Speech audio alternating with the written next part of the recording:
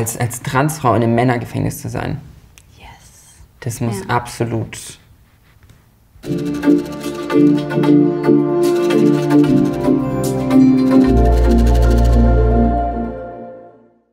Wir sind hierbei keine Geschichte und sprechen über Menschen, die von den Nazis verfolgt wurden und wollen dabei immer wieder an das Hier und Jetzt denken und gucken, was das eigentlich mit uns zu tun hat. Aber erst noch eine kleine Triggerwarnung. Wir sprechen heute über die Gräueltaten der Nazis und auch über Verfolgung und Ermordung. Wenn dir das Thema Angst macht, dann überlege, schau dir das Video vielleicht lieber nicht an oder vielleicht nicht alleine. Bei mir ist Phoenix Kühnert. Ich freue mich sehr, dass du hier bist, Phoenix. Du bist Autorin, Aktivistin, Schauspielerin und tatsächlich auch mit mir befreundet. Ich freue mich also umso mehr, dass du hier auf der Couch mit bei mir bist. Ich werde dir heute eine Biografie einer Person der Geschichte erzählen und wir werden immer wieder auch so Bezüge zum Hier und Jetzt ziehen. Und ich bin schon total gespannt, was du so zu ihr sagen wirst, wie du dich dabei fühlen wirst, weil für mich war ihre Geschichte auch neu. Und da ich selber Teil der LGBTQ+-Community bin, finde ich es voll spannend, dass wir heute über sie sprechen können. Ich würde dich einfach mal bitten, das erste Objekt aus unserem Archiv dir anzuschauen und vielleicht dir schon vorzustellen, weiß ich nicht, was für eine Person das sein könnte. Also es ist ein Haarreif. Ja. Naja, also das scheint ja dann eine Person zu sein, die ein bisschen schicker unterwegs war. Ein bisschen sich vielleicht auch modisch was getraut hat. Also diesen Haargreif konkret weiß ich nicht, ob ich mich den modisch trauen würde. Aber das scheint eine Person zu sein, die modisch ein bisschen was gemacht hat. Voll. Und es ist nicht direkt ein Modeaccessoire aus der Zeit, aber es ist einem ähnlich, nämlich so einem typischen Modeaccessoire von Frauen aus den 20er, 30er Jahren. Deswegen sprechen wir einfach direkt darüber, wem der gehört hat, denn sie heißt Lady Backroff. Und du kannst dir sie jetzt gleich anschauen. Sie hat tatsächlich genauso ein Haarband getragen, Lady. Und hier ein Foto von ihr. Was für eine Frau kannst du darauf erkennen? Also das Foto ist offensichtlich aus der Zeit, von der du gerade gesprochen hast. Das macht ja auch immer viel aus von so Fotografien. Sonst, ja, sie trägt ein langes Kleid. Schon so elegant, oder? Finde ich schon. Ja, auch wie sie da steht. Also sie hat so die Hand in der Hüfte. Und fast schon, ich habe gerade gesagt, man sieht dem Foto an, aus welcher Zeit es stammt. Aber also es ist fast schon eine Fashion-Pose für diese Zeit. Auf jeden Fall. Also es ist doch irgendwie mutig. Ich zeige dir jetzt noch mehr Fotos, die wir haben von Lady. Und zwar diese hier. Wir haben direkt 4 davon auf einmal. Und du hast ja eben schon was über ihr Posing gesagt. Ja, das Posing ist auf jeden Fall sehr stark. Weiter, ja. Und das meine ich auch mit, als ich meinte, dass sie bestimmt ganz viel Spaß hatte, weil diese Bilder drücken auch irgendwie Gender-Euphoria aus. Voll. Erinnert dich das an so Situationen? Weil ich habe natürlich schon sehr, sehr elegante und wunderschöne Fotos von dir zu sehen. Sind das auch so Momente? Auf jeden Fall, ja. Ich erzähle dir gerne von ihr. Lady Backroff wurde 1908 in Ludwigshafen geboren. Ihr wurde das männliche Geschlecht bei der Geburt zugewiesen. Das stimmte aber nicht mit ihrer Identität überein und sie ist eine Transfrau. Sie galt als schwer erziehbar. Und zwar bedeutete das im Klartext, dass sie wegen Eigentumsdelikten und sowas wie Hausfriedensbruch zum Beispiel mit dem Gesetz häufiger in Konflikt kam und dann wegen wieder natürlicher Unzucht mit 21 Jahren zu 2 Monaten Haft verurteilt wurden. Übrigens, falls ihr das noch nicht wusstet, homosexuelle Handlungen waren bis 1994 noch in Deutschland strafbar. Und wir wissen nun mal, dass Trans zu der Zeit noch kein Thema war. Ja. Das heißt, sie wurde vermutlich da einfach drunter gefasst. Nach ihrer Entlassung aus dem Gefängnis arbeitete sie dann in Hamburg als Sexarbeiterin und lebte auch offen als Transfrau. Ich meine, ich möchte nicht so, aber überleg dir, als Transfrau in einem Männergefängnis zu sein. Das muss absolut, also... Nicht nur das Leben in der Zeit, sondern das noch zusätzlich, auf jeden Fall. Ja. Ich wünschte auch über ihre Gedanken gäbe es noch mehr übermittelt. Ich kann dir gleich einen Text von ihr zeigen. Vorher erzähle ich dir noch ein bisschen darüber. Wir wissen, dass das generell sowohl in Gefangenschaft, aber auch in ihrem Leben, wo sie als Transfrau lebt und sowohl innerlich als auch äußerlich geoutet ist, das natürlich was ganz anderes bedeutet haben muss als heute. und somit auch kein freies Leben war. Das bedeutet natürlich, sie war auch in so kriminalisierten Handlungen verstrickt oder zum Beispiel halt in ihrem Arbeitsfeld. Die Liste der Gefängnisaufenthalte war total lang und die Zeit in Freiheit war also eigentlich nur von kurzer Dauer. Genau, wie gesagt, für Transpersonen zu der Zeit war es ja kaum möglich, Jobs auszuüben. Und insofern war eben das Leben, das Lady, glaube ich, hatte, dann eben so in der Nacht oder halt in der Sexarbeit, die damals halt illegal war. Siehst du dieses Klischee von einer sexarbeitenden Transfrau bis heute noch in den Medien repräsentiert? Heutzutage, glaube ich, bewegen wir uns da medial ein bisschen von weg.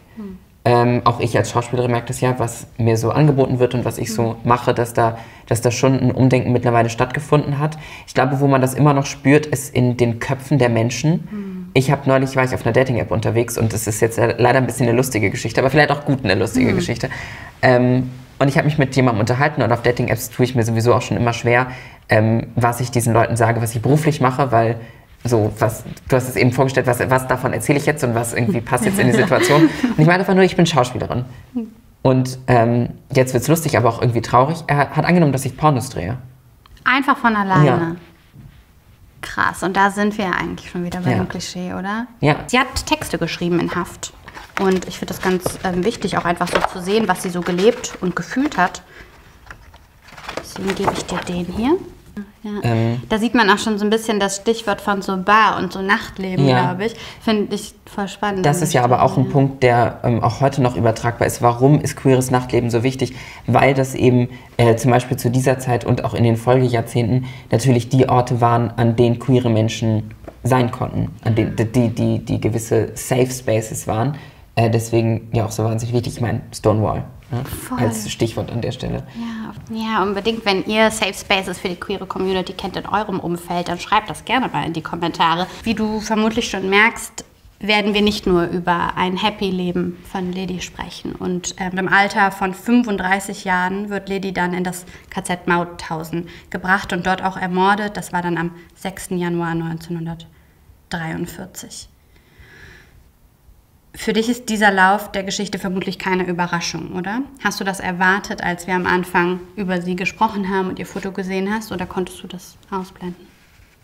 Die Hoffnung in mir hatte die Hoffnung auf ein Happy End, aber der Realismus in mir hat eigentlich mit nichts anderem gerechnet. Wie kam es also letztendlich dazu? Was ist vorher passiert, habe ich mich auch so gefragt. Und es ist so, dass im März 1936 sie wegen Sexarbeit und Diebstahl erneut angezeigt wird. Ich ja eben schon erzählt, dass das sich so durchgezogen hat durch ihr Leben. Und das Naziregime verschärfte die Bedrohung für queere Menschen, das wissen wir auch. Und Lady war definitiv auch selber sehr stark davon betroffen. Während so der vielen polizeilichen Verhörungen musste sie detailliert Auskunft über ihre Transgeschlechtlichkeit und Arbeit geben, wohin sie dann als krank erklärt wurde und als abnorm bezeichnet wurde.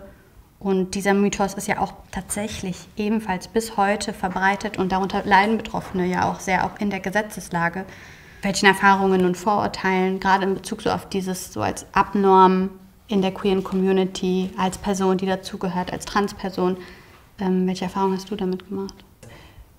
Bevor ich klar weiblich gelesen wurde, war ich sehr vielen Anfeindungen ausgesetzt, weil ich eben sehr queer wirkte, sehr androgyn. So auf der Straße meinst du? Genau, auf der Straße, in der U-Bahn etc. Und heute ist es halt eher so ein sexuelle Übergriffe. Hinterhergepfeife und Mäuschen, willst du mit nach Hause kommen? Krass, wie sich das auch wandelt. So. Ja. War wichtig auch so zu benennen, auf jeden Fall. Lady war natürlich extrem ausgegrenzt aus der Gesellschaft. Ein Beobachter in einer Hamburger Bar zum Beispiel denunzierte sie, weil sie Frauenkleider trug, weil sie sich darin natürlich gefühlt hat, weil das zu ihrem Geschlechtsausdruck passte. So kam es dann also zu dieser Verurteilung. Was denkst du, wenn du so über... Es ist total schwer, das so sacken zu lassen, ne? Zu wissen, dass die Verurteilung von einem Bystander, jemand, der daneben stand, einfach dazu geführt hat. Heute haben wir immer noch ganz viele von diesen Übergriffen, von denen wir jetzt auch zuletzt in den Medien gehört haben, dass da mehrere Menschen auf Leute losgehen, dass es Körperverletzungen gibt mit Todesfolge, wie wir sie auch zuletzt gehört haben. Was denkst du über Zivilcourage heutzutage? Halte ich für wahnsinnig wichtig, auf jeden Fall. Siehst du sie oder passiert das eher unsichtbar? Ich bin ein sehr, sehr vorsichtiger Mensch. Ich fahre sehr, sehr ungern öffentliche Verkehrsmittel und versuche das immer zu umgehen, wenn es möglich ist. Ich glaube, dass das auch etwas ist, was meinen Eindruck zu meiner persönlichen Sicherheit in der Gesellschaft beiträgt. Die verschobene Perspektive, dass ich ja auch viel weniger, sagen wir mal so, im letzten Jahr war ich deutlich seltener an öffentlichen Verkehrsmitteln unterwegs als in den Jahren davor. Dementsprechend verändert ja auch das, was an meiner persönlichen Wahrnehmung, meiner eigenen Sicherheit. Bedeutet, wenn ich so in öffentlichen Verkehrsmitteln bin, bin ich schon eine Person, die auch, beispielsweise ich bin in der U-Bahn und jemand ruft mich an. Telefoniere ich sowieso schon ungern, weil ich es auch irgendwie ein bisschen anstrengend finde, aber ich bin mir dem bewusst, dass meine Stimme etwas ist, was mich, wo Leute eher dann zweimal hingucken, als nicht hingucken. Oder eben auch, was zu Irritationen führen kann, was zu queerfeindlichen Aussagen, Taten führen kann. Bedeutet, sowas versuche ich immer zu umgehen, oder ich merke so, wie ich so besonders leise spreche dann und so ganz unauffällig irgendwie schnell telefoniere, weil ich schon mit dem bewusst bin, dass auch in Berlin viel passieren kann. Berlin ist irgendwie ein gewisser Safe Space, aber birgt auch ganz viele Gefahren, ehrlicherweise, weil es so viele Menschen hier gibt. Und ja, so sicher, was Zivilcourage angeht, bin ich mir dann nicht. Weil man einfach immer so viel hört, dass es nicht wirklich funktioniert hat. Ich finde es ganz, ganz wichtig, auch aufgrund eigener Erfahrungen, die ich gemacht habe, immer mit offenen Augen durchs Leben zu gehen. Und vor allem, wenn Flinterpersonen, wenn Menschen, die queer sind, Frauen, BIPOC-Personen in öffentlichen Verkehrsmitteln, da eben eher zweimal hinzugucken, als einmal, ob es der Person gerade in der Situation gut geht. Weil ich war in Situationen, in denen hätte ich jetzt auch nicht aktiv jemanden ansprechen können, aber mir ging es eigentlich nicht gut. Natürlich auch da, wir haben schon gesagt, aber man kann es irgendwie nicht oft genug betonen, natürlich ist das nochmal, das, was du gerade vorgelesen hast, natürlich nochmal ein anderes Level von in eine Bar zu gehen und jemand sagt, das passt nicht zusammen und das endet im KZ, ist natürlich nochmal was ganz, ganz anderes. Ja, klar, auf jeden Fall, definitiv. Und so sehen wir aber auch, dass so diese kleinen Dinge, und du kennst das durch deine eigenen Erfahrungen bestimmt auch, dieses Augen offen halten, ne? Hast du das auch, dass du dann so andere, vielleicht Teenager und so, wo wir sehen, dass sie vermutlich Rassismuserfahrungen in Deutschland machen oder dass sie queer sein könnten, wo wir das anhand von irgendwelchen Gefühlen fühlen können, dass da der Blick zweimal hingeht? Hast du das auch manchmal? Ja, schon. Und ich glaube, das, was mir gerade noch bewusst geworden ist, ist, in der Zeit, in der wir heute leben, ist wenigstens meine naive Hoffnung, dass Menschen, die um uns rumstehen, nicht so viel Macht hätten, wie es hier passiert in der Geschichte. Dass diese Person, einfach eine random Person, die irgendwo steht, hat so viel Macht über dich, weil der Grundtenor in der Gesellschaft, die Grundmeinung so anders war. Boah, du hast recht, das ist nochmal richtig wichtig zu betonen. So dieses Umfeld, in dem das passiert, dass ein Mensch in einer Bar so viel auslösen kann, ist in der Geschichte total einleuchtend. Ja, du hast total recht.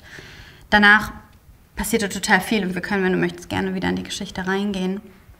Wie Liddy sind natürlich viele tausende queere Menschen von den NationalsozialistInnen verfolgt worden und zum Großteil auch ermordet worden.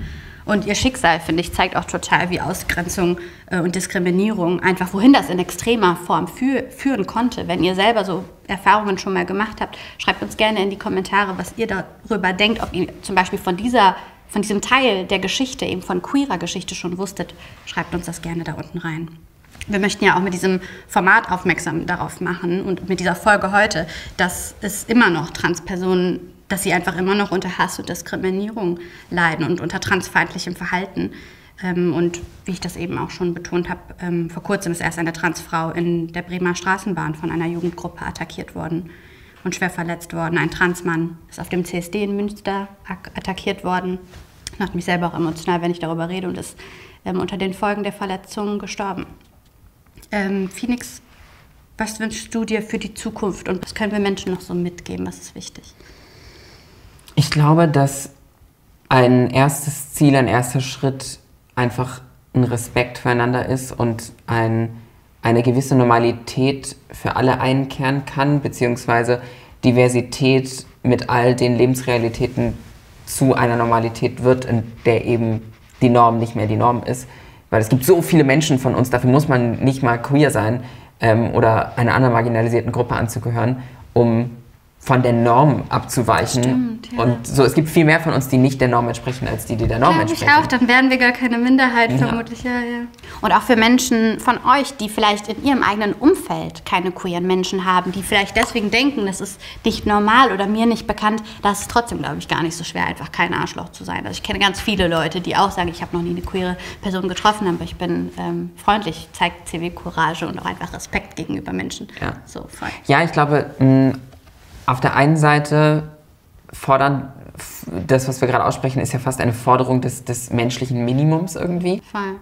Und deswegen umso besonderer in diesem Raum, sowohl über die Geschichte und den Respekt, den wir haben, dass sich viele Dinge schon verändert haben und auch deine Gedanken dazu zu hören, trotzdem immer wieder darauf aufmerksam machen, dass sich Geschichte einfach nicht wiederholen darf und dass wir, glaube ich, alle ein Stück dazu beitragen können, dass das nicht passieren wird. Vielen, vielen Dank, Phoenix, dass du mit dabei warst und so mit mir auf diese kleine Reise durch die Geschichte zu gehen. Es freut mich sehr, dass ich diese Geschichte kennenlernen durfte.